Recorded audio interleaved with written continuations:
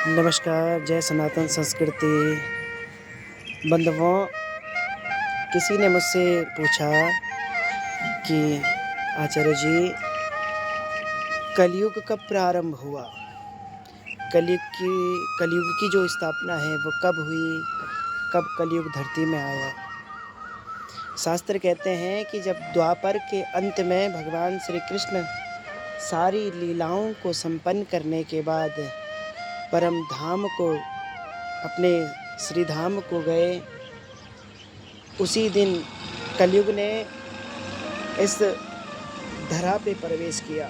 द्वापर के अंत में, यहाँ तक कि शास्त्र कहते हैं कि कलयुग को अभी 5126 वर्ष हुए हैं।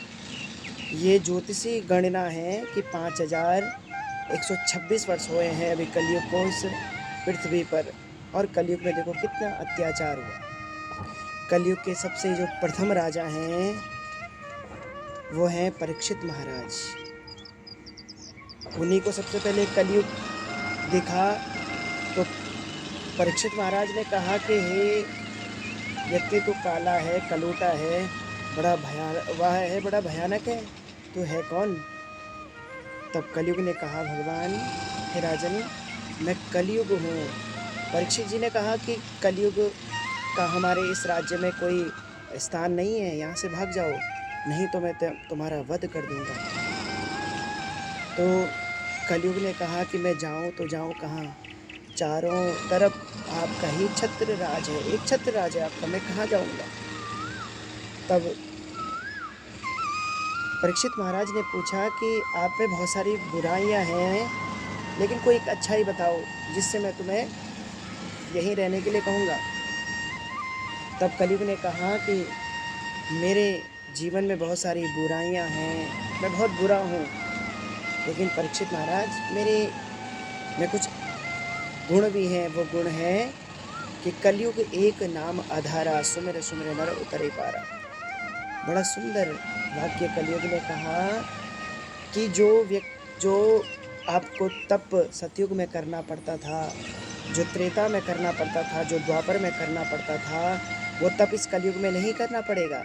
सिर्फ स्मरण मात्र से जीवन का कल्याण हो जाएगा, व्यक्ति का कल्याण हो जाएगा। बस यही गुण परीक्षित महाराज ने कलयुग का देखा और उसे स्थान दे दिया कि जाओ तुम यहाँ निवास करो। तो उसी दिन से कलयुग की स्थापना हुई। और हम आज देखते हैं कि कलयुग में बहुत बुराई है। द्यूतम पानम स्त्रिय सोनम, यहाँ कलयुग निवास है और बहुत सारी बुराइयाँ कलयुग में हैं, लेकिन कलयुग में अच्छाई भी हैं। उस अच्छाई का अवलोकन हमें करना है। इसलिए किसी ने प्रश्न किया था, उसी प्रश्न का मैंने उनको उत्तर दे रहा हूँ कि कलयुग की स्थापना द्वापर के अंत में, जब भगवान श्री कृष्ण सारी लीलाओं को संपन्न करने के बाद अपने वैकुंठ को गए, उसी दिन कलयुग की स्थापना हुई। और कलयुग राजा परीक्षित महाराज ने कलयुग को देखा और उन्हें ये स्थान दिया।